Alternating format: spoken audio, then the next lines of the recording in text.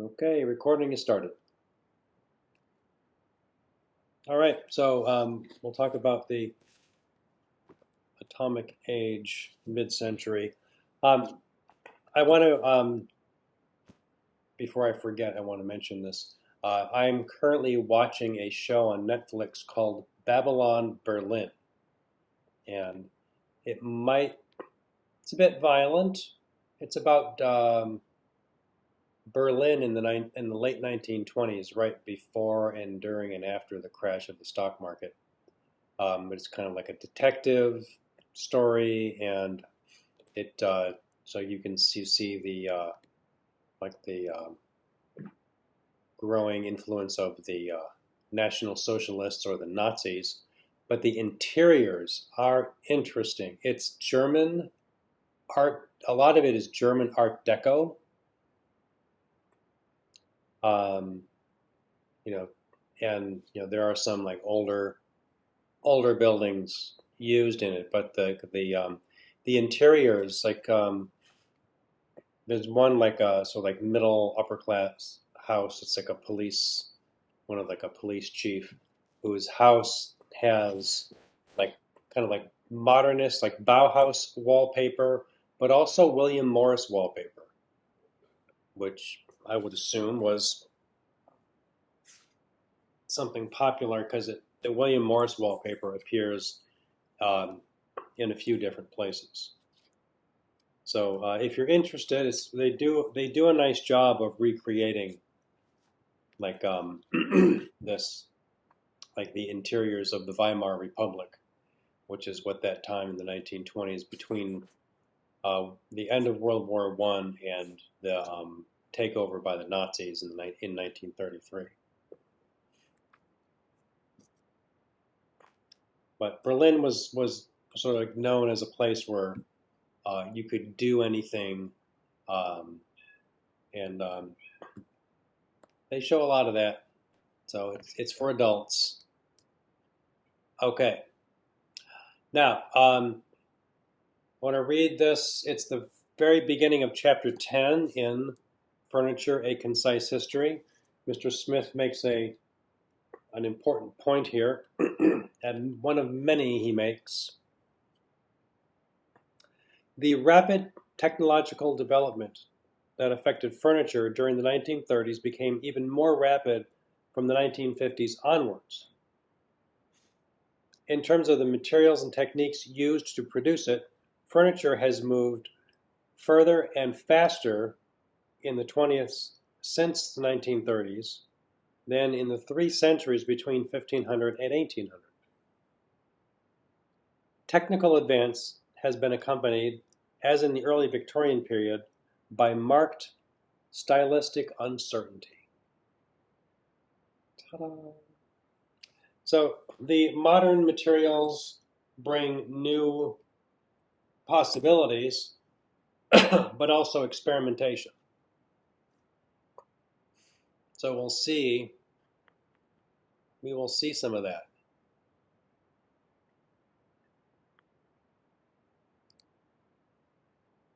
I'll share my screen here.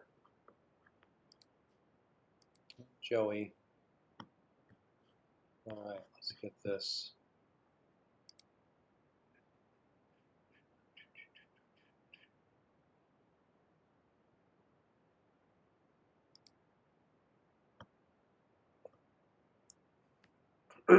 Okay, George Nelson, who designed for Herman Miller. That's a different company. He designed a lot of furniture. Um, all right, so in housing, there are a lot of housing developments for veterans returning from World War II, workers. Just the United States industrial output expanded so much that it. Sorry, a little distracting with the little kitty cat trying to get my attention. There was a boom in housing and a need for industrial industrial materials, or just I guess for like manufactured materials. So the Levittown is one that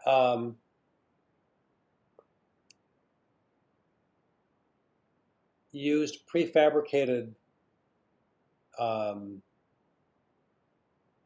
I guess, elements or parts. So here is,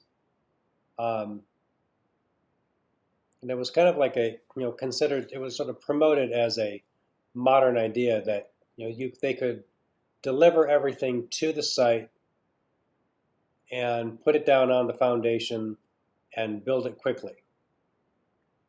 As it says here, using an efficient assembly line procedure, Levitt builds houses in an outdoor factory.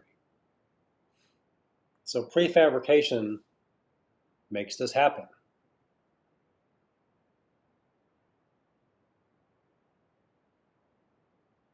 So these, many of these communities, well, they use a lot of like more like modern appliances. So there are new, I guess, new things, new items, or new objects being introduced. Dishwasher, clothes washer, refrigerator, electric stove, gas stove. So this in the um, late 40s, early 1950s. That's not the 1940 50s. Oops.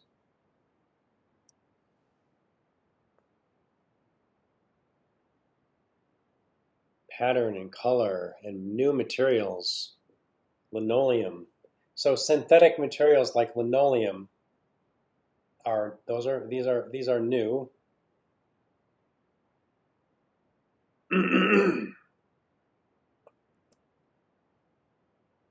Here's a catalog for modern furnishings. I love that the bi-level table, like the split level cocktail table. I love those things.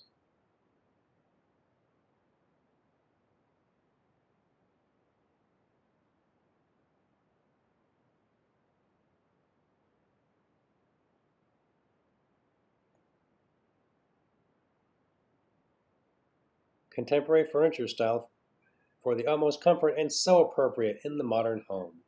So pushing modern became something that industry did.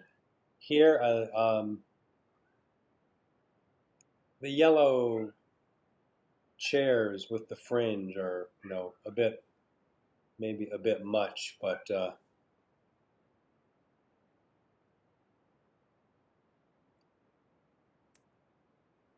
a French modern interior.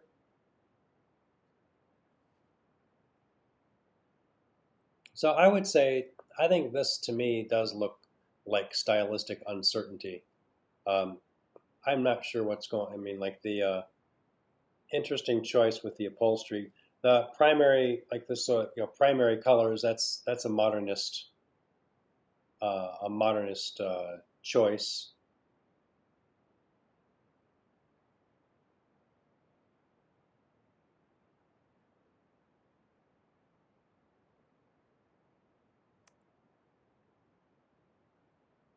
Another more traditional, but you see glass and chrome. So this is kind of like luxury modern.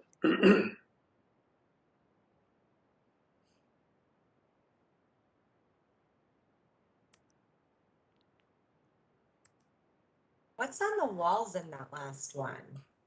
Is that wallpaper, the blue? I believe it is. I Yeah, was just curious. yeah. I don't know for sure. I have this slide mainly for its like the I guess the modern materials and design of the like the fireplace surround. But yeah, I would assume that is wall covering with those horizontal seams running through it.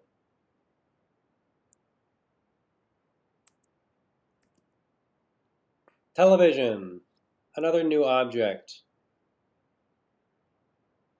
So a lot, the advancements, radio, then television, um, aircraft, then jet aircraft, then space, rockets to space. Things happen very, very quickly in the early, mid, and late 20th century. A lot in like early and mid. So here, California became a place that embraced more like modern residential architecture more than other, partly because of the climate. With all the glass, like with a lot of windows, it's hard to regulate the temperature inside. When with a lot of, like some modern buildings with floor to ceiling windows, it can be cold in the winter and hot in the summer, especially if they don't open. So you're relying on a building system of like heating and air conditioning.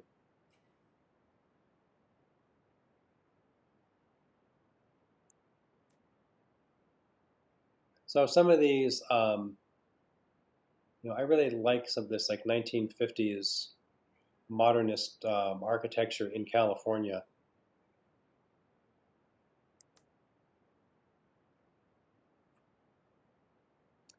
And some of these built in the Hollywood Hills that look out over Los Angeles and project out into space like this. Um, it's sort of like an opportunity to show what modern architecture can, how far you can take it in terms of residential architecture.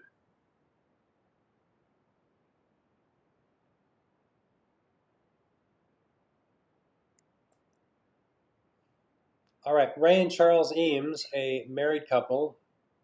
They're not brothers. This is a case study house, which is really like a modernist collage of a house. There they are. There's Ray on the left, Charles on the right, in a construction photo. So you see the modernist primary colors: red, yellow, blue, black, and white. That is, I think I've got a slide of Mondrian in here somewhere. That's a pretty consistent theme of the early modernists, even like into the 20th century, or I guess the middle of the 20th century. But this compare like the Eames house to Mies, and there's a huge difference. This is people live here. I don't know if any like Mies's residential architecture really looks as if no one is even supposed to live there, and sometimes. But this is clearly something that is lived in by people, and just experimenting with construction types, construction materials to produce something that is interesting, and really they kind of customized this to themselves. You see in the foreground the Eames recliner with the ottoman. This is something that was produced by Herman Miller. Did you have a look at the whoops, back to that slide.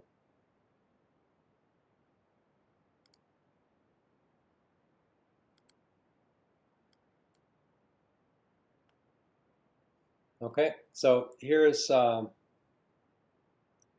some Eames furniture for Herman Miller. Herman Miller, I understand, earlier this year bought Knoll. So no more competition. It's all one.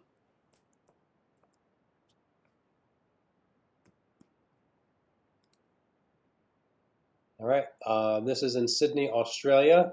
So this modernism made it to that continent.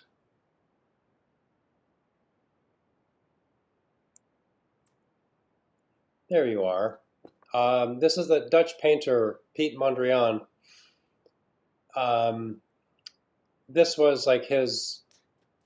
Um, he started out more as like a post-impressionist realist painter, and over the course of several decades, gradually got this down to where, as he was painting landscape and trees, he started to break things down more and more into vertical and horizontal, until he arrived at compositions that were abstract, simple geometry.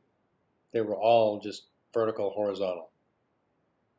If you pick up a book on Mondrian's work that covers the entire scope of his work, you can just flip through it and watch his painting gradually change from postmodern, like post-impressionist realism to this. I think it's very interesting. Okay, so atomic age furniture. So plastic. Why is it called is it atomic age because of all the changes? Atomic because of the atomic energy and atomic weapons.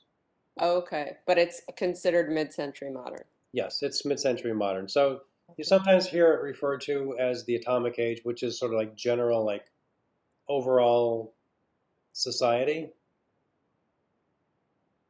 Okay.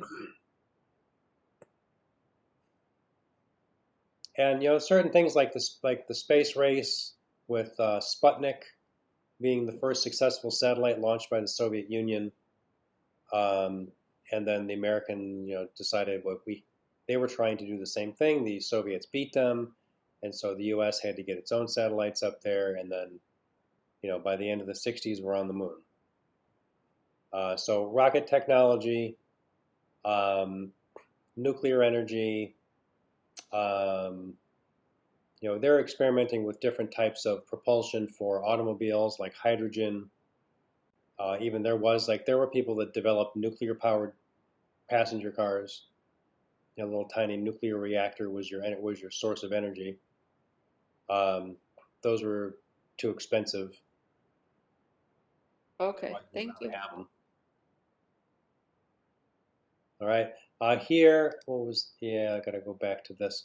So yeah, materials. You still have the like steel. This is more like steel wire base, um, and the molded plastic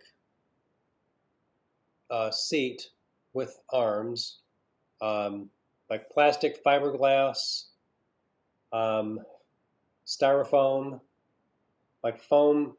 Foam starts to be used in like as a like cushioning instead of springs or other kind of like stuffing, because it'll bounce right back, and it's inexpensive to make, and we have the ability to make it. Rubber and synthetics, like vinyl, a lot of like there's a lot of synthetic materials start getting introduced into manufacturing.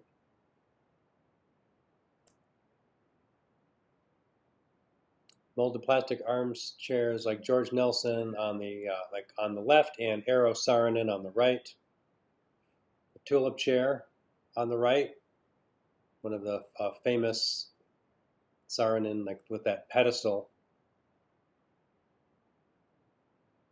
Saarinen, who designed for Knoll, he designed the pedestal chair because he got really tired of seeing like a cafe or even like a dining set with what he referred to as a forest of legs.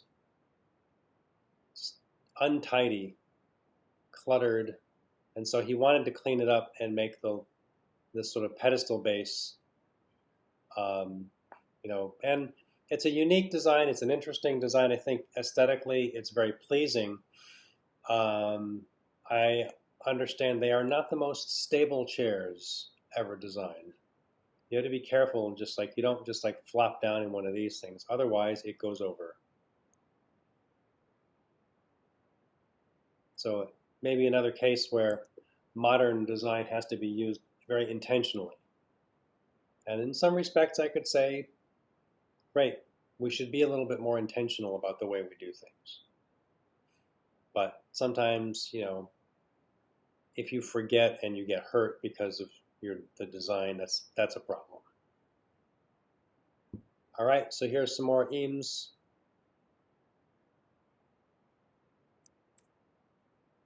Sarin and Womb chair. So this has a molded plastic base, steel frame with foam padding and a sort of like a coarse weave cotton, looks like.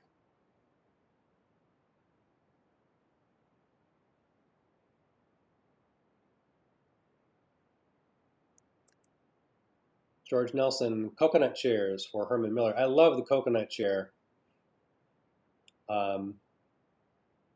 It just looks like a chunk of a coconut shell.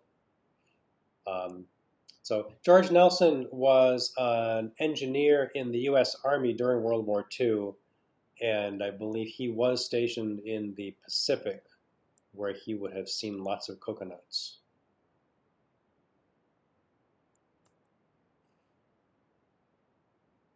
Harry Bertoia, this is for Knoll. So a lot of them were working with similar ideas of like just different kinds of like kind of thin steel frame and different like solutions for using molded plastic to create the seat and the back and the arms. And like I like the chairs on the left. I particularly like. It's very efficient.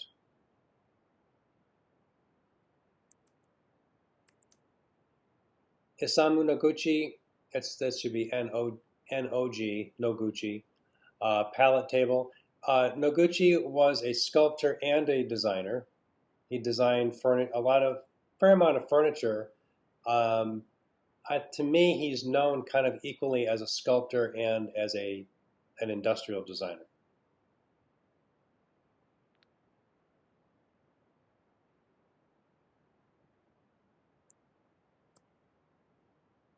George Nelson bubble lamps, which shows their structure with that ring structure and then the bent wires with paper, either paper or it's a synthetic over it.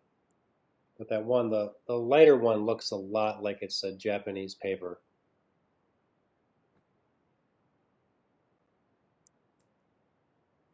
Florence Knoll, showrooms designed for Knoll in New York in the 1950s. Red, yellow, blue, and white and black.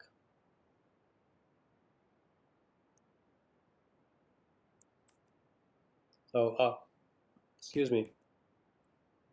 This is a design, Florence Knoll for the CBS Corporation, and this is an executive office. Florence Knoll, the CBS account was kind of like the big project that allowed Florence Knoll to create. This is sort of like where she really made it as like the commercial interior designer. Florence Knoll was trained as an architect, and she married Hans Knoll, who was the owner of the Knoll Furniture Company. And when Hans Knoll died in the late 1940s, he was scouting a factory site, I think in Cuba. He died in a car crash. Florence Knoll took over, and she was the president for about 20 years, at a time when women generally didn't do this kind of thing because they weren't permitted. But because she already was there, she just took, she was able to take over. And Hans Knoll trusted her. He knew that she was smart and capable, and he didn't have any trouble, believing that she could do anything that he could do.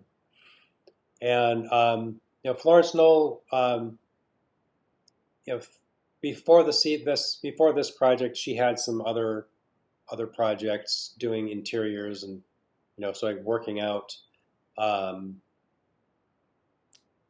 to present an idea to a client and persuade them that modern design is the best, the best thing. She believed very strongly that if you're a contemporary business, that everything about your interiors should show that. So the sofas are designed by Florence Knoll. She was perfectly capable of designing furniture, and she did. If she found that something that Knoll, if she found that Knoll didn't have exactly what she wanted, she would design it herself. She also, to my knowledge, was the first person to organize samples the way they're organized now, so that you could go to a you can you can use these samples to communicate your design to your client. She also, I've seen like some things where she did like floor plans, and she was like, sort of like she was proposing certain furnishing with certain colored upholstery on it. She would take a little piece of the upholstery and cut it out and paste it to the furniture in the floor plan. And she would, apply colors and like the actual material so you could see exactly what the color would look like.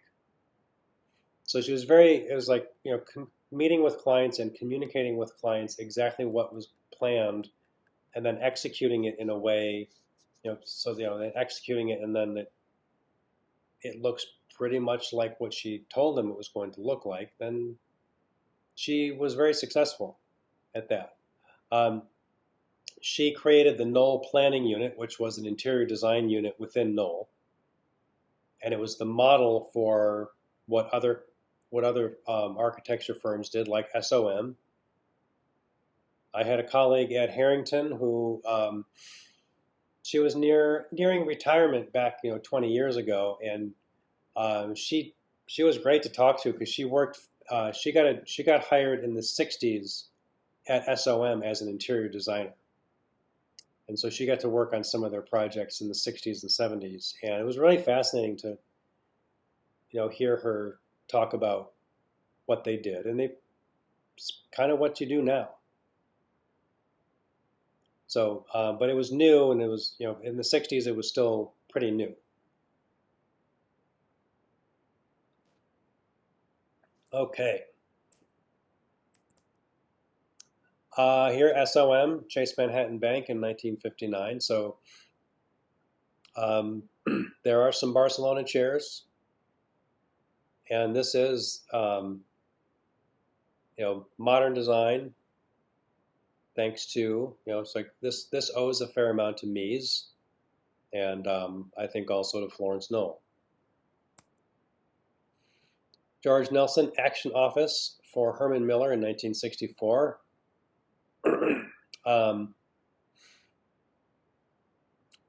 You're not meant to get comfortable in that chair. You're meant to be moving around in action, I guess. All chairs are not appropriate for all work tasks. So I'm not sure if there was an idea for what this was designed for. But I think this is beautiful. But it's not, it's like the idea that you're not supposed to sit down and get too comfy. I think it's intentional in the design. Okay, Scandinavian Modern, Alvar Aalto's Finnish designer. This goes back to, this is contemporary with the Bauhaus, 29 to 33. Molded and bent birch plywood. So in Finland and Sweden and Norway, you got a lot of birch trees. And so molded birch is a preferred material. It's abundant. They know how to do it. Here they are bending laminated veneers of birch.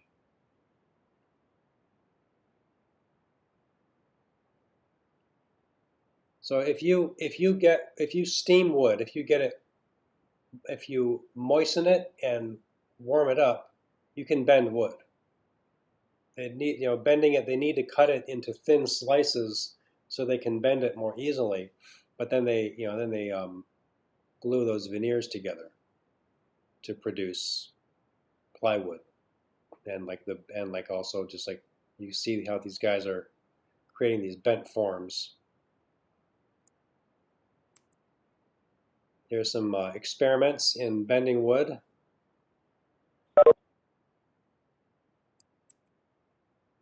Footstool, very simple alto footstool. I think I have a picture. I thought I had another picture of it. Even stacked up, it shows intention to the design.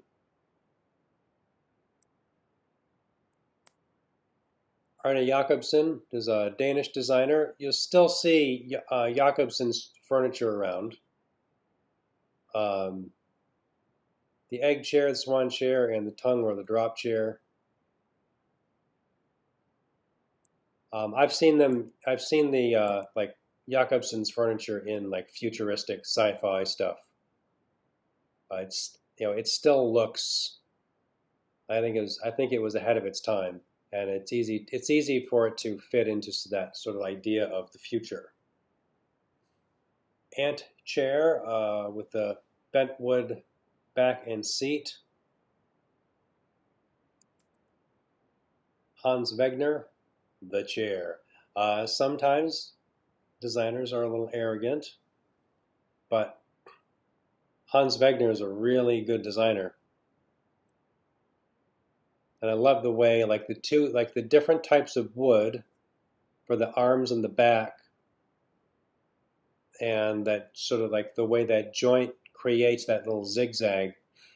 That's how modernism does detail. Like exposing the joints and showing that exposing the joints and showing that like how it's put together and making it look beautiful.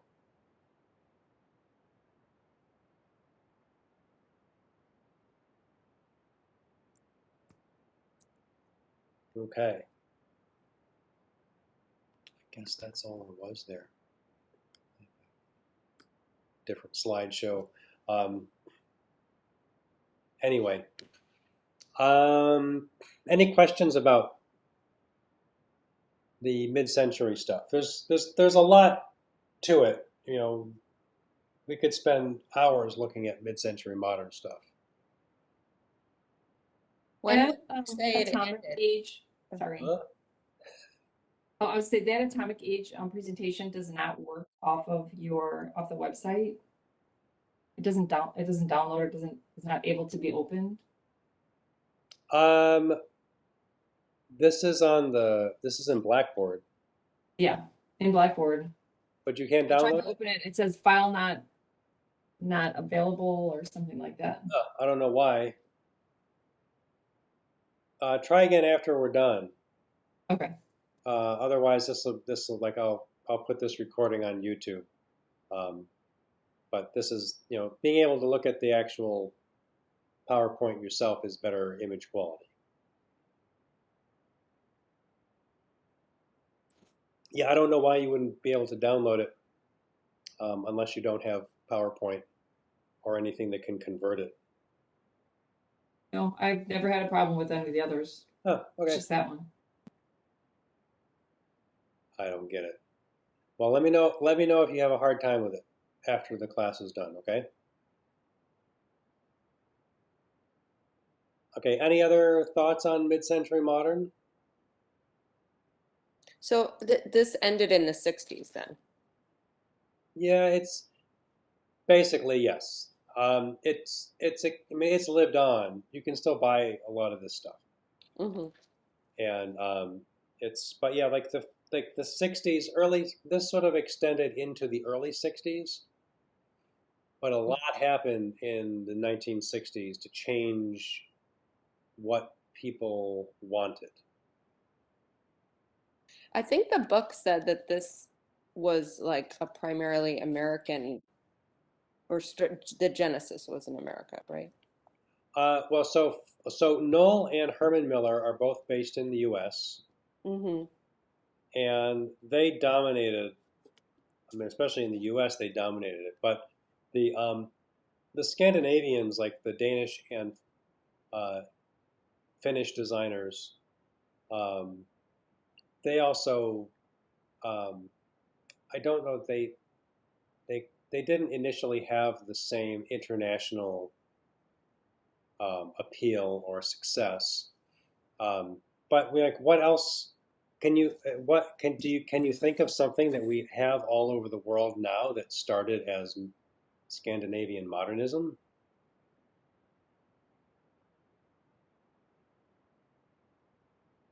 Does IKEA count? Oh, Yes, yeah, IKEA. exactly.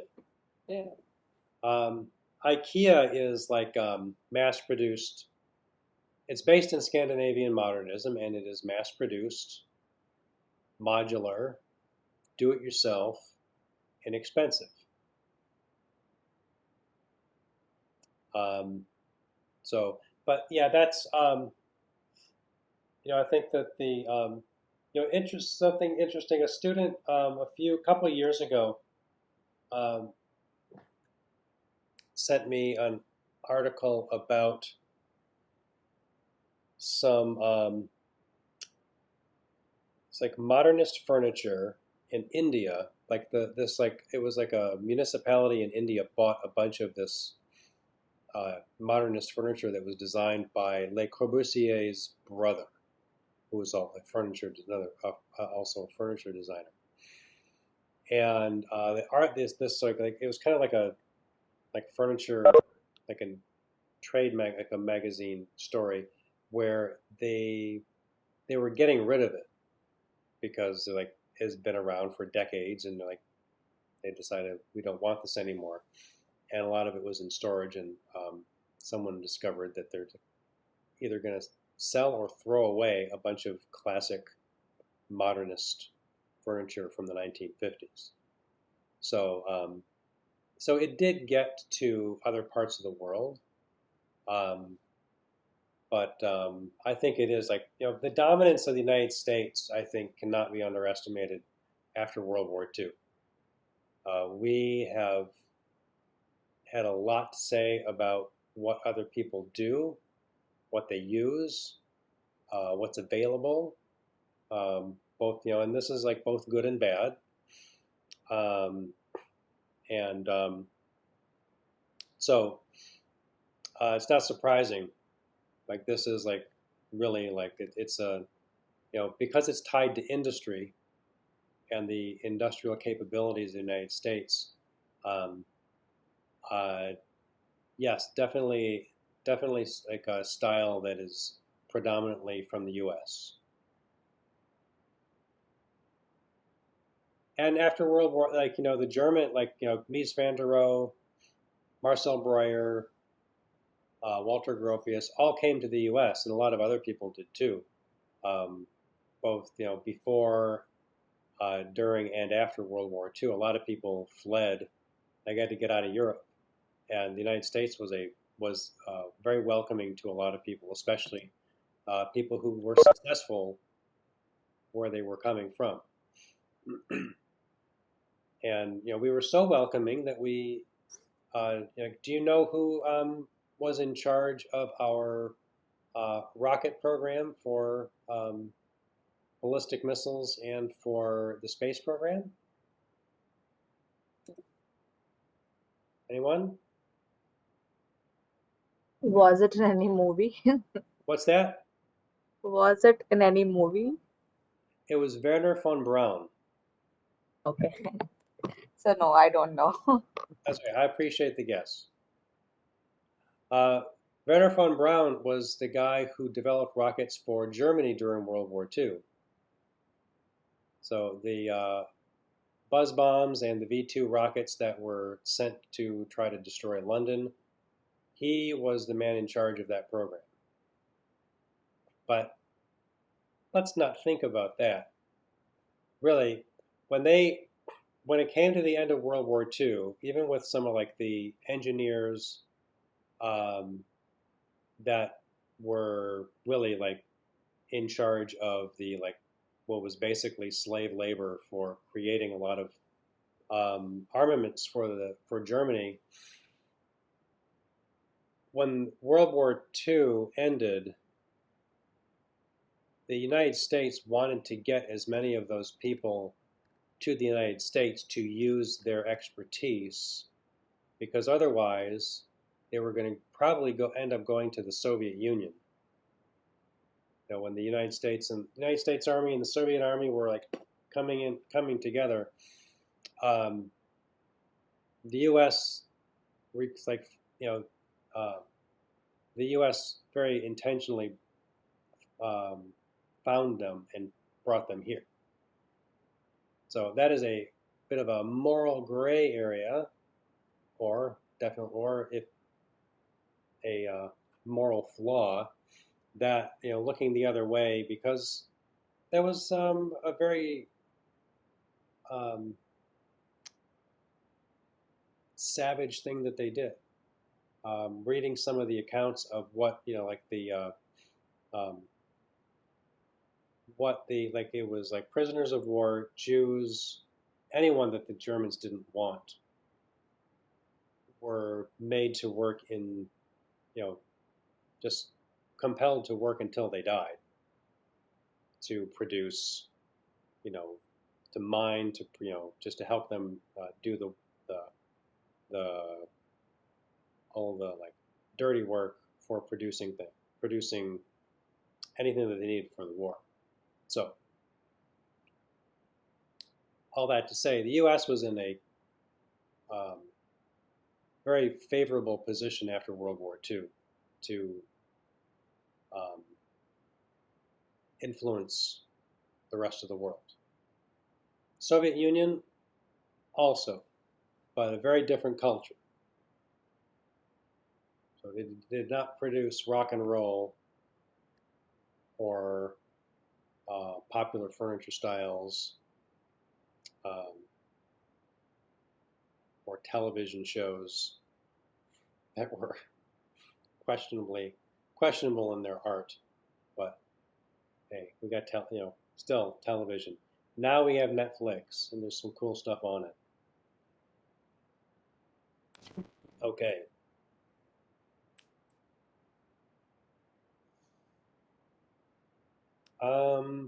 I think that's it.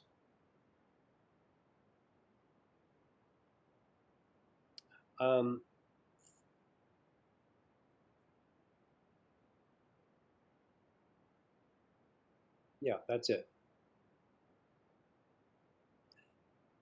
Reminder, next Tuesday, I created a WebEx meeting for next Tuesday evening. If you can, I hope you're available. I realize some of you have another class or you have to work. But Erin Shakur will join us to talk about her design work. She's a Chicago designer. And I'm very much looking forward to hearing what she has to say, and she will be, she will answer questions that you have. It's a good opportunity to ask a designer, what's it like being a designer? Because if you have not done it, then you might want the opportunity to ask someone.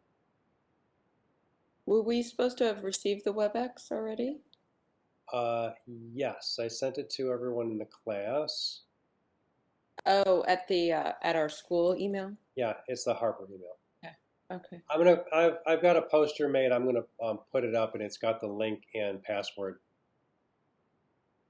So you'll be able. I'll put it up in Blackboard and send it. Make sure you guys see that too. Thank you. Yes.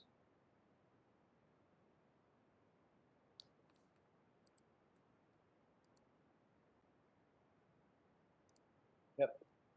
All right. So next week we're going to talk about the 1960s and pop design. Some of the goofball, like inflatable furniture and cool stuff like that. 1970s and postmodernist.